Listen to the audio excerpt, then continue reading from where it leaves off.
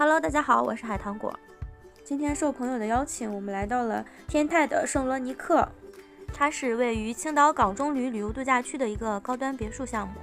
现在不少人在这边购房，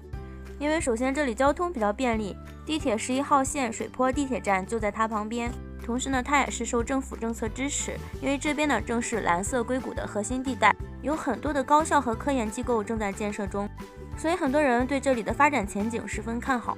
也有不少人在这边买了房子。那今天我就带大家逛一下这个天泰的圣罗尼克。通过我们的观察，我们发现这边呢有很多的山，有不少小区都是依山而建。那这个圣罗尼克呢也是坐落在一个山坡上。别墅的类型呢是联排别墅，每一户呢都有独立的车库，还有大面积的阳光露台。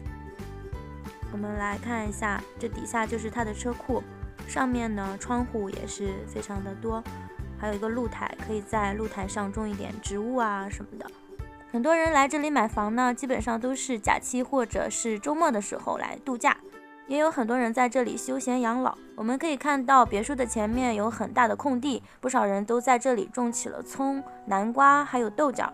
这样的生活还是非常惬意的。看一下这个楼的整体构造还是非常漂亮的。现在我们可以看到园区的工作人员正在对这里的树木进行农药的喷洒，可以看出他们小区物业对园林的这个维护工作做的还是非常到位的。走在园区的小路上，可以看到道路两侧都是非常整齐的植被，环境还是非常优美的。而且呢，这里非常的安静，空气质量也很不错。周边呢都属于天泰开发的一些项目，像附近有一些高尔夫球场、高尔夫酒店会所、天泰滑雪场、天泰滑草场等可以供休闲娱乐的场所。而它的附近呢就是港中旅休闲度假区，离海边非常近，可以泡温泉、洗海澡。这里的房价大概在1万1平，这个价格在青岛来说算是比较便宜的。